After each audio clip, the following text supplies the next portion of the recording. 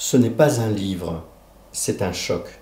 Ce n'est pas un livre, c'est une rencontre. Aujourd'hui, dans la série Les livres de la résilience, je voudrais vous présenter le livre d'un grand résilient, un livre totalement lumineux, écrit par un aveugle. Je veux parler du livre Le monde commence aujourd'hui de Jacques Lucéran.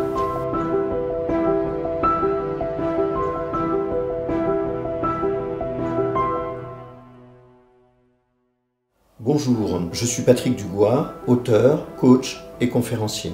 Depuis plusieurs années déjà, je réalise des vidéos consacrées à la résilience et au développement personnel pour vous aider, vous accompagner et vous proposer des ressources. Si vous ne l'avez pas encore fait, si vous êtes nouveau sur cette chaîne, je vous invite à vous abonner et puis peut-être à cliquer sur la cloche pour être tenu informé de nos prochains épisodes. Le monde commence aujourd'hui est le livre d'un homme, Jacques Lucéran, et vous avez besoin de savoir qui est cet homme. Jacques Lucéran est né en 1924 d'une famille aisée et à l'âge de 8 ans, il devient aveugle à la suite d'un accident. Il va néanmoins faire une scolarité normale et on le retrouve dans les années 40 dans un lycée parisien. Il sera un des premiers à rejoindre les mouvements de résistance après l'appel du 18 juin et en 1943, alors qu'il fait partie d'un réseau de résistance, il va être arrêté et déporté à Buchenwald à l'âge de 19 ans. Il restera dans le camp de concentration jusqu'en mai 1945 à la libération du camp. Après la guerre, il va terminer ses études, devenir professeur de littérature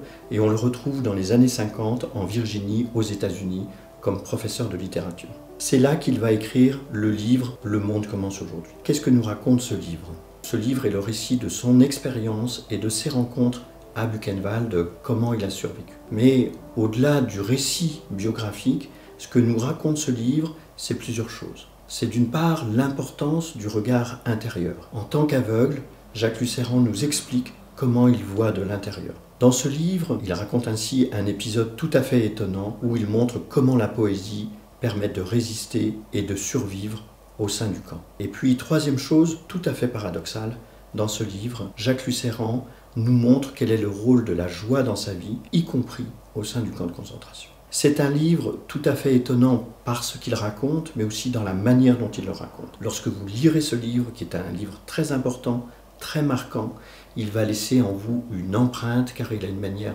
extrêmement particulière de raconter son expérience. Laissez-moi vous lire un extrait de comment il voit de l'intérieur. Les yeux créent les couleurs. L'homme fait et défait les paysages. Laissez-moi vous dire ces choses. Elles sont trop peu connues et, venant d'un aveugle, elles ont une petite chance de plus de retenir votre attention.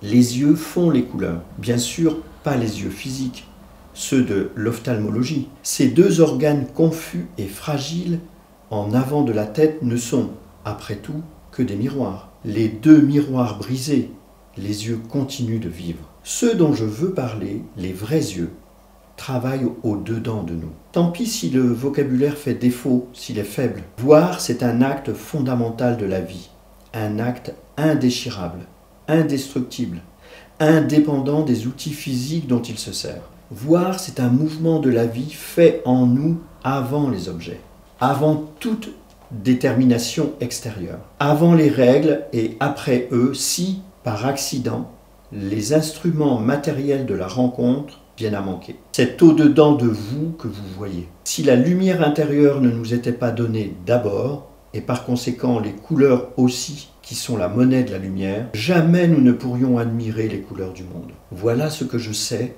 après 25 ans de cécité. Voilà pourquoi je puis vous parler sans honte ni défi de ma nouvelle province, de ma Virginie. Et il va décrire ensuite l'endroit de Virginie où il habite et où il est devenu professeur de littérature dans les années 60. Vous le comprenez en entendant l'extrait que je viens de vous lire, ce livre est un livre très impactant, voire dérangeant. On y découvre, à travers l'expérience de la cécité de Jacques Lucéran, une autre manière de regarder le monde, au point que Jacques Lucéran est même capable d'être très provocateur. Parfois même, je parlerai de la déportation d'une manière scandaleuse pour quelques-uns. Je veux dire paradoxale. Je dirai à quoi elle fut bonne. Je montrerai quelle richesse elle contenait. Vous imaginez que ce n'est pas une manière traditionnelle de parler de son expérience d'aveugle et de déporté.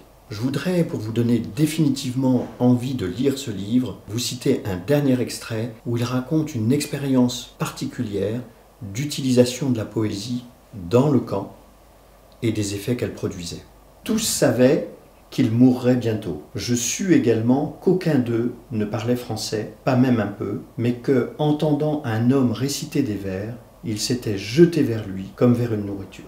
Il parle à ce moment-là de prisonniers polonais qui ne comprennent pas le français, qui sont désespérés, qui entendent Jacques Lucéran réciter des vers et qui, entendant ces vers, cette musique, se sont précipités autour de lui et se sont revitalisés littéralement, simplement en écoutant la musique de la langue qu'ils ne comprenaient pas. Vous trouverez dans ce livre de Jacques Lucéran une espèce d'ode à la poésie, d'ode à la littérature et de manière de voir à quel point la littérature est un besoin vital pour les hommes, encore plus dans une situation extrême.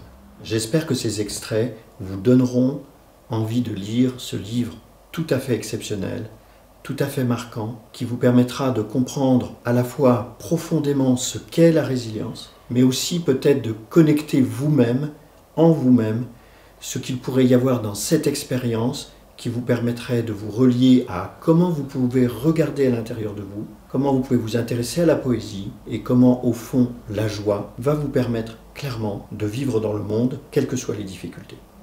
Je vous souhaite une belle lecture et je vous dis à très bientôt pour d'autres livres de résilience.